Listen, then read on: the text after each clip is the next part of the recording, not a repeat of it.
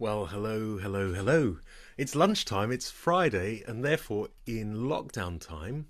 That means that I appear in the corner of your screen while you munch your lunch, paying scant attention to what I'm saying. I kind of hope. See the little picture of Elton in the corner. That's a tribute to a wonderful session I attended this morning with Matthew Nash's community sing-along choir, the Lockdown Singers. And if you are feeling down during this lockdown period, I thoroughly recommend it as a pick-me-up. And this morning was an Elton John special, and it was a glorious experience. Now, as usual, I have sound coming out of my computer as I speak. I thought I'd fixed it. I'm going to just do that. Can you tell me if you now cannot hear sound when I get there? Just type a comment. Anyway, it's really wonderful to see you. Thank you for coming. I get a little nervous just before this, which is odd because I'm just sitting here in my flat. So today I've got some recommendations for you of some things which I've been listening to this week and some thoughts which have crept into my mind. So you munch and you can take a sort of bovine curiosity, sort of watching a passing crow, and I'll just mumble. I just found this in my things on the shelf here, and I realised that this little pitch pipe has been in its, what should we call it, a pochette, since the middle of March. It's the last time I blew this little pipe in public, and actually, yeah, it still works. There's probably some dust in there, but I've been really missing live rehearsal lately. I've told some singers before about this. If you go on Amazon and look up this pitch pipe, which I think is called a tombo, that's it, and pick worst reviews, there are some absolute crackers where people don't realise they have to blow through it to make it sound.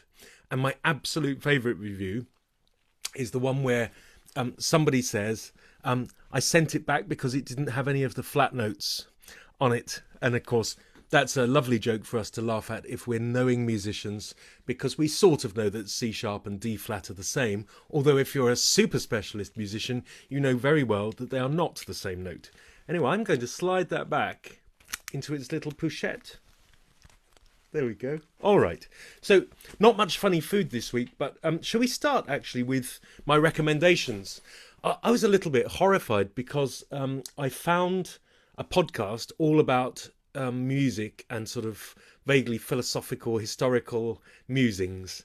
And it's so good that I think if I tell you about it, you might not come back to me ever.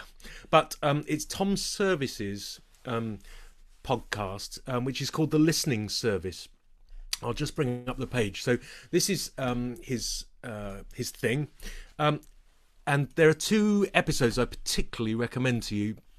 I don't know if they'll pop up obligingly now, but I mean, you can see there are dozens. This one, HIPP to be Square, is all about the historically informed performance movement.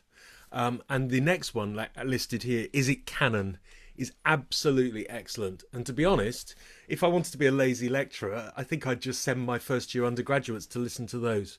And the great benefit he has, of course, is that he has all the copyright permissions to play stuff and just illustrate exactly what he wants to say. I see there's lots of cheeky comments about my little pitch pipe. Well, I'm not going to enter into that, Bance. But anyway, the listening service is really good. And if you're interested in this kind of thought, and you clearly are because you've turned up to see me and be here, please give that a try. I really recommend it. The other thing I want to talk about, do you remember last week I waved this DVD at you by Cappella Pratensis, Pratensis being one of the names applied to Josquin in his time.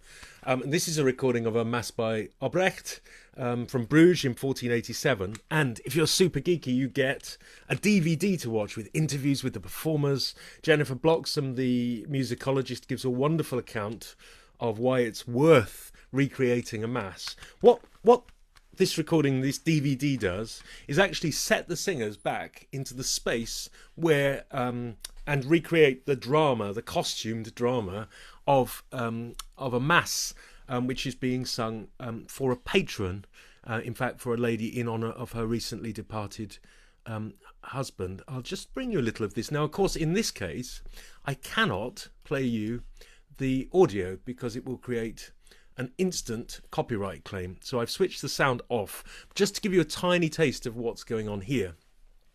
We have a group of singers coming into a space, and essentially they're pretending that they're in 1487. They're in Bruges. I think they had to use a different church because the actual chapel where this music was originally sung is now a sort of broom cupboard. It still exists, but it's a storage space. And what they've done is they've linked the iconography around the mass, which portrays the patron and the husband, and they've recreated the scene of the mass being sung with the music behind and the widow in grief in her mourning weeds kneeling and praying at the side.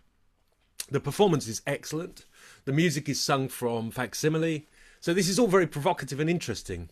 And I'll switch off there. I hope Facebook police can't even see that bit. I think their algorithm applies to sound. But, you know, there's a limit to this stuff, right? There are people... I remember reading an interview with Marcel Perez, who is a wonderful interpreter of chant in particular. And I think the implication was, and so please don't sue me if I've got this wrong, I think the implication was that he essentially lived as if it was the late Middle Ages, or, somewhere around 1500. This is a person who would never have seen a little plum dumpling, would never have seen Facebook or a jet plane, and lived by candlelight, which meant, of course, and I wonder how the washing facilities were, and the toileting, the laundry. Anyway, presumably he killed his own pigs and ate his own, grew all his own veg. The problem then comes, I suppose, when you leave your front door of your cave and you emerge into modern Northern Europe. And in order to pursue a career as a professional musician, you have to take a jet plane to New York. You have to make a CD or a film. And then the culture clash comes. But it's always really intrigued me, this business of how far back to go and how to attempt to live or to recreate that. For me, it's more a mental thing. I would say it's an imaginative act. I'm certainly not willing to give up the home comforts of central heating and modern dentistry, to be honest. But anyway, one of the things that really interested me about this was the comments that this performance aroused. So on YouTube, that was the clip I showed you. They've got that lovely advertisement. And someone called, the first comment, Monscarmelli, he says angrily, because it's an online comment, we expect a degree of vitriol. Instead of play acting, this superb group, as well as others like it today, ought to hire themselves out to actually provide music for actual masses being offered in the ancient rite. This would be the highest application of this sublime art. And then a commentator who is writing in Polish, whose name is Ultramontanin. If you know about the church, you'll know that this will be a conservative Catholic. And he says, for them... Oh, I won't do the accent. I'm not going to. For them, music is art for the sake of art. Maybe it sounds nice. Maybe there are those who will love it. Maybe.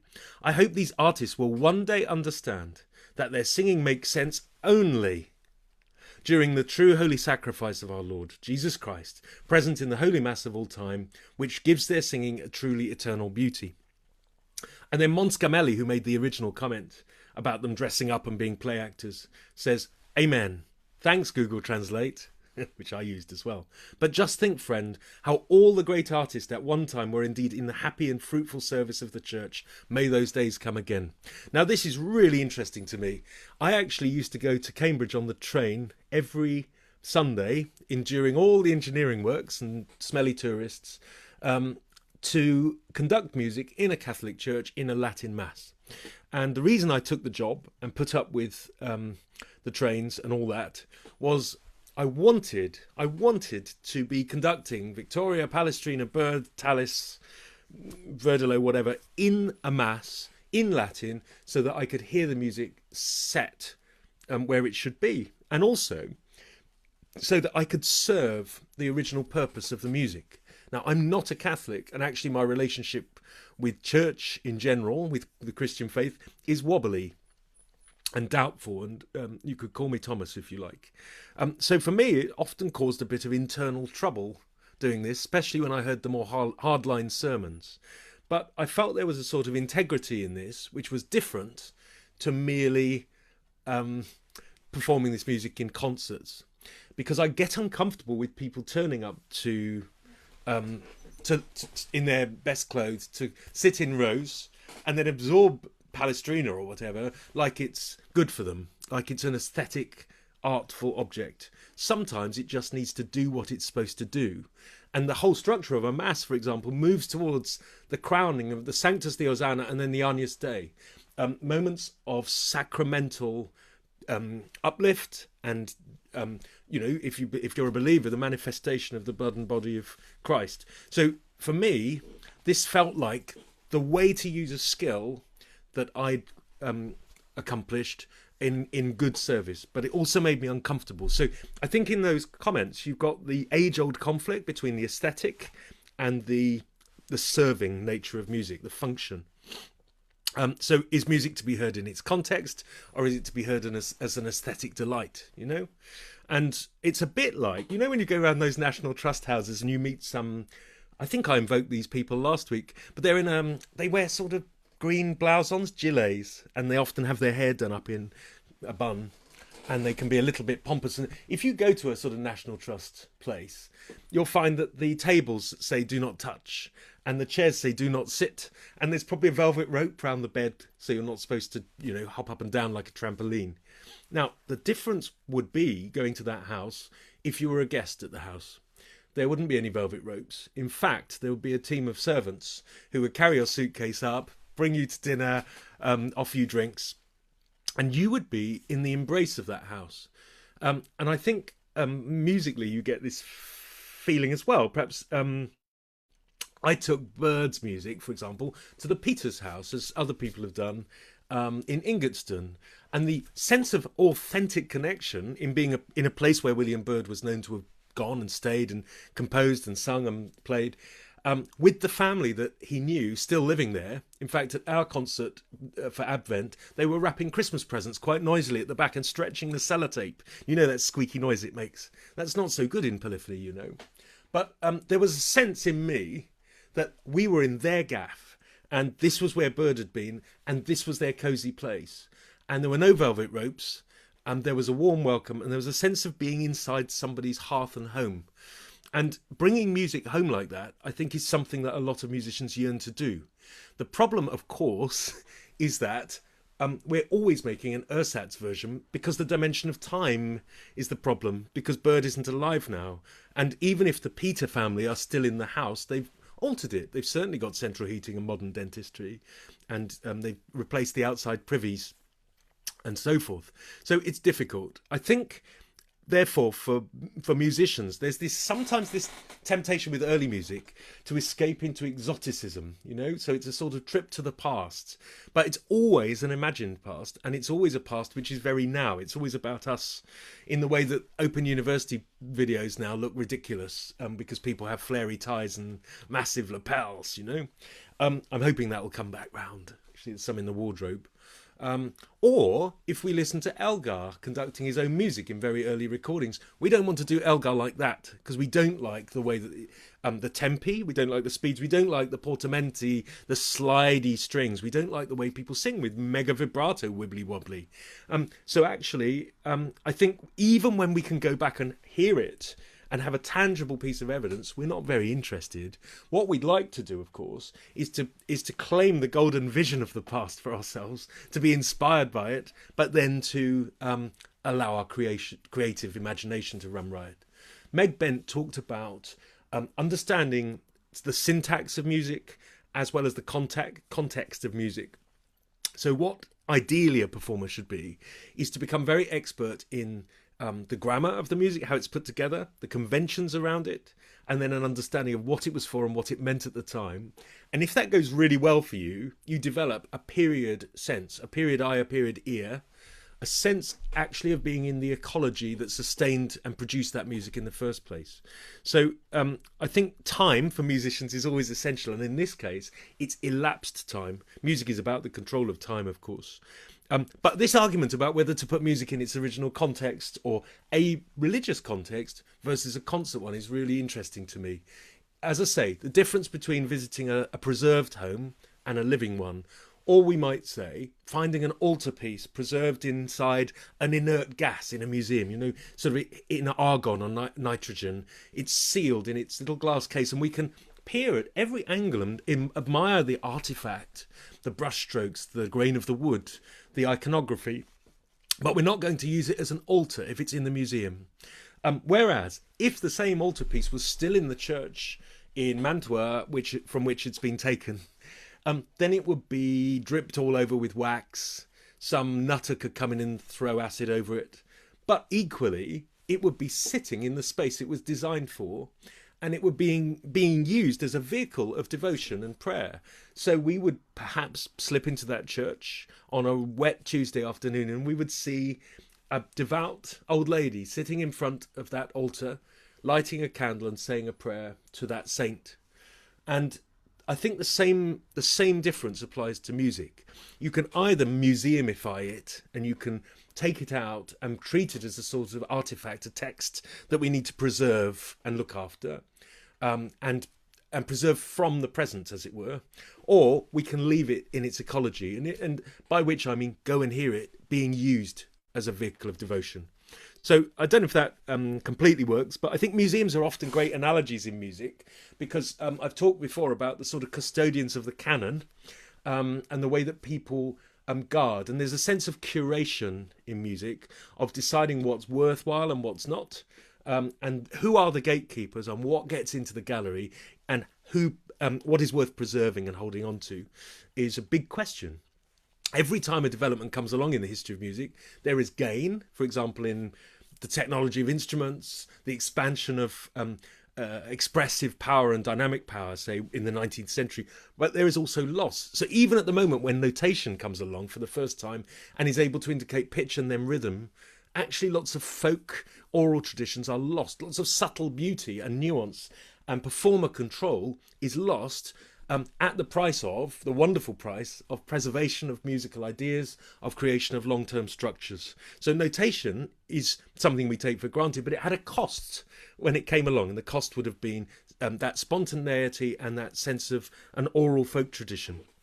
Wow, I've wandered a little from my notes, but that's all right, I think, in these. So thinking about a film like that, the way they're all dressed up to sing Brecht, Cappella Pratensis, that, in a sense, is a sort of display case, right? Because what's happened is that the music has been edited and perfected to become an artifact. So it's as if we've dropped in on the late 15th century and we're watching.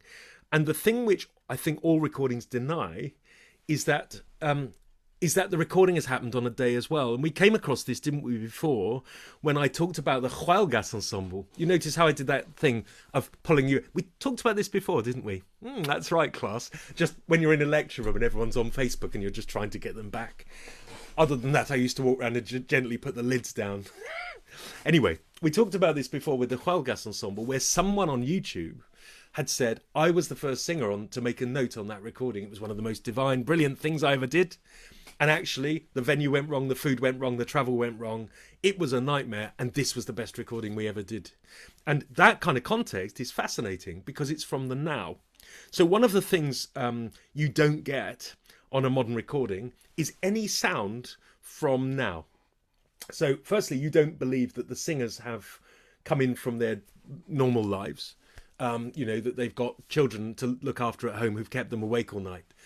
Or that they've had a big row with their partner, or they had a nightmare on the tube trying to get to the rehearsal, or they had a bit of a cold that day. All those things are null and void, because what we're doing is we're going to stick our taproot. We're going to go right in for the sap of the music. And what we really, really don't want, actually, is for any of the performers or the current circumstances to get in the way of that pure launching back to retrieve Josquin or Palestrina. Now, this is a very strange 19th century idea that the truth and the beauty and the meaning is in the score, in the notes, in the thing which the master, and it's always a man really with these recordings till very recently, that the composer intended. Composer's intentions dominate all. This is a really romantic 19th century conception which has overlaid all music making since. We talked before about the idea of the genius and the transmitter and the way that the performer is disenfranchised by this, but it's there shadowing all the time. So, what about in 2009? What was it like making that recording? When I was looking back at this actually. This is the first recording that Cantors or Cantores made, which was my choir I ran when I was a PhD student in Exeter. And one of the things that got in the way of this recording, apart from this, I mean, the choir was fantastic to work with, and they're still my friends, and we still meet occasionally. But we struggled to get one or two people into the sessions on time. One or two people were a bit hungover. There were one or two moments of moodiness. The main problem, though, mostly it was hilarious, was that there were peregrine falcons on the roof of St Michael and All Angels in Exeter. They may still be there. They're a rare thing, peregrine falcons, and they'd had chicks, and they brought back seagulls and essentially ripped them apart. I'm sorry if you're you are probably eating, but anyway, they would demolish these seagulls and then feed them to the young, these raptors, and then the seagulls' bones would clack down onto the roof of the nave and would interrupt our singing. And so we had to cut out really good takes where actually, a seagull's wing was heard to crash down onto the roof. I've done other recordings in London where there was a bus stop outside, and every time the bus released its air brakes to open the doors or whatever, we had to stop. Aircraft caused trouble too. Now, one question I would have is, all those people with their modern lives and their particular haircut at the time, their particular clothes, their and then the location with its particular characteristics and the sound of the world, the trees, the birds, the aircraft, the peregrine falcons and the dead seagulls, all those things that could feed into a record, they're all wiped out so that we can get back to the pure thing. So in a sense, we're making sure that the music stays in its little inert cabin. I don't know what you think. I would probably find it unbearable to hear repeated performances with bus brakes and aircraft, but it's something to think about because there is a dishonesty to editing always. And I think actually this will bring me round to virtual choirs in a minute, but in a sense, when singers get intimidated and depressed about their own singing, it's because they're listening to too many CDs or edited online performances. And CDs really are just the same as a book. They're a text, they're an edited text, a finished object, and they are no longer an act in time. If music is motion, which it is, literally air through the air, we're making waves, we're disturbing and perturbing, making waves in a space through time, then actually what's happened here is that that act in time has been frozen, and then a series of papier-mâché strips have been overlaid to create a new sonic sculpture, which has very little indeed to do with live performance. And the intimidation effect of live performance is very serious, I think, for modern singers and players of all periods, because people play with a kind of cultural caution because their ears are full of the very best of. And that's why, as I've said before, you should always go and hear live music if possible, because there is jeopardy in live music. I suppose I see, Alison, you say dishonesty to editing. I suppose it's a bit strong, but the truth is, you see, if you present things as if they are sort of live or innate, and this is increasingly a problem on virtual videos. So I want to talk about this a little bit, because the ability to perfect, obviously we'll get to virtual videos, but just to lead up to it, the ability to perfect music like this has grown and grown exponentially through the 20th century. So if we think about LPs, there would be a lot of cuts in LPs. By the time we get to the 1980s and people are starting to be able to overlay digital takes and then retune into the 80s, 90s now, it's possible to change the speed and the tuning without people being aware of what's happened, and to stick takes together that don't quite belong together. Whereas in the past, when we made this disc for very little money, that first little amateur disc, it was on such a shoestring that it was an enormous problem if we drifted away from pitch during a take and then had to join something on, because we didn't really have the money to pay someone to fix it for us. So, funnily enough, isn't it interesting, this may be a subject for another talk, that the early music movement particularly comes to fruition with CD technology. The moment that digital technology gets hold is the moment that the great warm wash of legato, cantabile, orchestral vibrato-y sound gives way to a more ascetic sound. And the early music movement comes along with a sort of dryness and attention to detail, crisp lightness, which perfectly matches the way that CD transmits. So it's actually a question of the technology also driving the sound, like a backwash back into the creative act.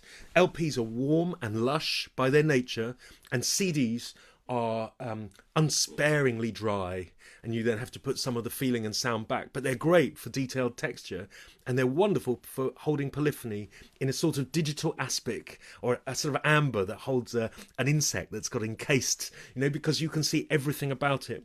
And I think this contributes to that sense then of looking through the cabinet and seeing the refracted light around every aspect of a text, every aspect of a texture. And that's a problem if you want to pursue other kinds of aesthetic, like messy ones. Amateur singers particularly may have a deeper knowledge of a piece of music, but maybe less precision. They're less of a Rolls-Royce engine driving the music, but actually what they bring to it is deep emotion, full commitment to the meaning and context of the music. They've worked on it for 8 weeks every week instead of 2 hours. Professionals who can just roll this stuff off in a sort of idiomatic way, but they don't have the depth. And actually for those kind of groups, I think it's very difficult to convey what they're doing in a recording because it's so unsparing, unforgiving. So just to get to virtual choirs a little bit. Now, we already knew, I think, Eric Whittaker's virtual choirs. You have all these people, they were going around way before the pandemic, weren't they? And thousands of people joined those. And he's got amazing hair, incredible American teeth. I saw him once and he sort of glowed like a beacon. And the women, definitely the women in the room, not the gay men, but the women in the room were electrified. It was like putting a magnet with iron filings. But he had presence. He's an incredible person, and I'm sure some of his music will last very well. Anyway, this virtual choir thing was immense. And all of these people, of course, when they're singing, they float about in these little sort of boxes in cyberspace on the video. And what struck me was that it was a bit sad, because instead of being in a choir, there was no need to social distance at this time. They were on their own with their earphones in, singing into a camera. Oh, I just seen the irony that I'm alone talking to you through a camera. Okay, so just moving on. So what it made me think of was isolated beauty and a little bit of narcissism or sense of self, even though all the rhetoric around those virtual videos was it's all about coming together across the globe. And perhaps I just have to, get with the program, kiddo. It's time to get real about what the 21st century is like. But anyway, in the pandemic, of course, we've all been forced to do this. And I'm sure many of you watching this. Oh, thanks. Such a good point, Catherine Butler. YouTube cuts down the width of the mute. You're right. And compression is a huge problem as well. So that really good point. So that's why if you're an audiophile, you always buy CDs, because if you listen to Spotify, which is the Scottish music streaming service, that's all compressed. Any of the other streaming services and YouTube also, the level of detail in the music is crushed back out. And of course, producers actually sit with different setting buttons on the studio, and they have settings, for example, for car stereos while you're driving with a road surface underneath, and they have settings for Spotify so they can hear what the music's like when it's compressed. And this is very bad for classical music, very difficult, because it's not so much a return to the lovely warmth of vinyl as a sort of scraping out of detail. It's a problem, all done by an algorithm.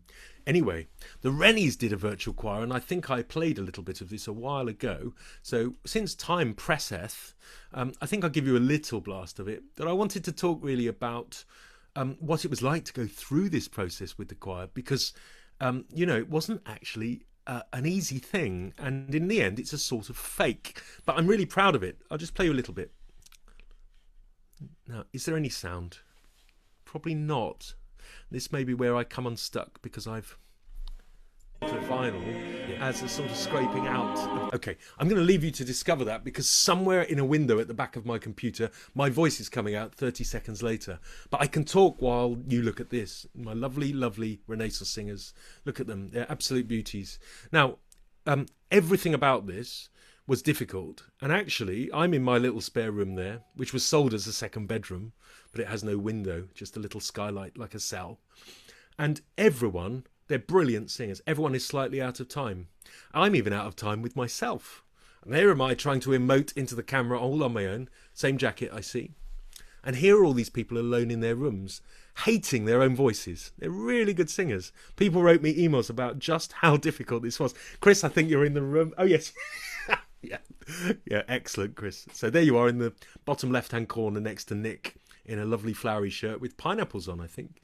And what we had to do with this was chop it around. There are bits where my hands jumped because we had to get back into time. And in the end, I'll stop sharing that because it's making me a bit sad to see all those lovely people. It's a great sound. The link's in the side, by the way. And you know where it doesn't really have very much text at the side? Just click see more and it will open up and there's a link to that. But don't go yet. I'll be winding up in a couple of minutes. It's an edited showcase, right? So in the end, what you have to do is you have to lift the sound part off. You make a sound edit, which is like making a CD, and then you put it back over the visuals. It's really the only way to do it, because everyone gets a little bit out of time, because everything about rehearsing, of course, is about listening and feeling and swaying and synchronizing your heartbeat and watching the conductor. Yeah. So when people can't do that, even though they have the track of themselves singing, it was our own recording that they were singing to, they slightly deviated because they're human and they're organic and they're flexible and they're feeling it in their own way. And without that haptic feedback from the room and everything coming through the ears, you just can't achieve polyphony.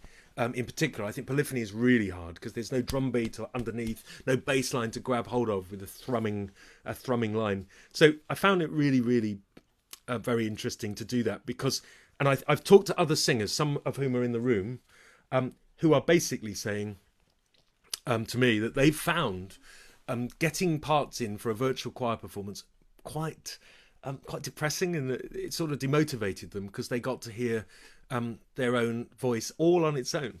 The thing is always to go back to the happy frog, and that's why I keep him here. Partly because he ticks along in the back, but also he just waves his arm and does his warm-ups like we all should do every day. So virtual choirs are hard, and for me they are performative only in the sense that they're made for people to look at. So they're directed the wrong way round. They're a display case which says, here we are, look at us and enjoy us, and it's a way of keeping the audience warm and being engaged. Oh, I think I may have been bounced off air. Let's see. No, I'm still there. But it's performative. It's a shop window, but it's nothing for the singers. And in a way, it's very hard to get feeling in. I've probably said enough about virtual choirs, but in the end, music is motion in a space and music is emotion in a space.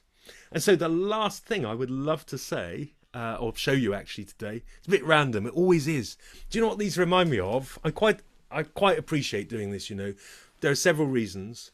One is the donations move me, and the messages that you write, it's so kind and it's so affirming at this time through the lockdown. I'm immensely grateful. Thank you so much. The other thing is that it gives me a deadline, a little place to do something with talking to other people, and then I enjoy writing little responses to your comments. And the other thing is it reminds me of teaching. When I was a teaching fellow at Bristol, I used to have some classes back to back, and frankly they were underprepared. So I might go from a history class to a harmony class to some tutorials with individual students. And I used to run down the corridors grabbing books, thinking as I went into the room, I could talk about this or that. And then I would open up some web windows and show a book under the scanner. And some of those were the best classes ever. So for these, I make a rule of only thinking for 2 hours before coming online. And, you know, that probably shows a little bit. But it also just gives a sort of compressed focus. You know, you're going to say something about this subject. So thank you very much. It's very jolly reading you. I wish I could respond in real time to your comments, but I lose my thread. So I'll click and write back. The last thing I wanted to show you, having said all the way through this that music is emotion, music is motion and emotion, is that I'd like to play you this little video, which is of an emotional baby. We'll see how much of this we can take. The reason I like this is that all the way back to the classical authorities about what music is, our philosopher friends tell us that music influences the behaviour of people. When they hear music, their whole brain is suffused with a response which actually creates a moral as well as an emotional response. And what I love about this newly born baby, this unformed mind with no language to draw on, is that the music is such an overwhelm that the emotions pass across its face like the weather on a stormy day of cloud and sun and rain.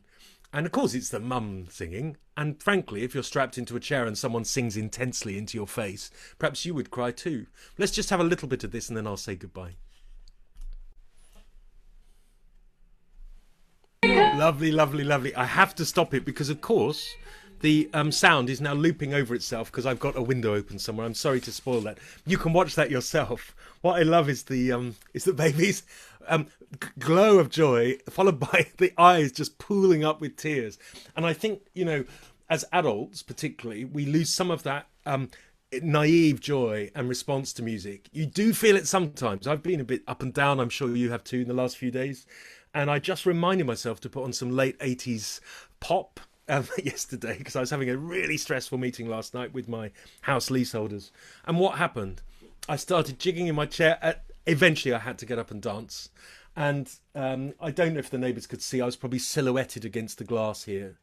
But who cares? It made me feel wonderful. And the thing is, you need both, right? You need the intellectual satisfaction of music sometimes, for me anyway, as a musician, but other times you just need to remind yourself that is a bodily reaction to music, that actually it flows through you as a rhythm and as a feeling.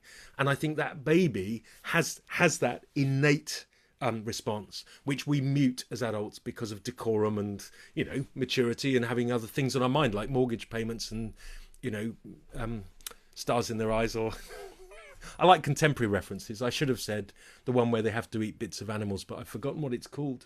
I'm a celebrity. There we are. Right. I've gone way over my time. So I think, however hard we try to get back to the past and recreate the sound, it doesn't matter as long as we have this chimera of inspiration of trying to get back through the grammar, through the context, and our own sense of the ecology of the music. And it does mean, however hard we try, I'm afraid this caramel biscuit that I just got from Lidl has as much to do with a Twix, you know, as my performance of William Byrd's Masses does in Ingatestone Hall with what Byrd actually did in Ingatestone Hall. But you know what? This isn't bad. And of course it's half the price. So I shall enjoy this now, and I shall see you next week. I'm really grateful for you for watching, and I hope you take care in these difficult times. I'll say goodbye now. Thank you so much. Bye-bye.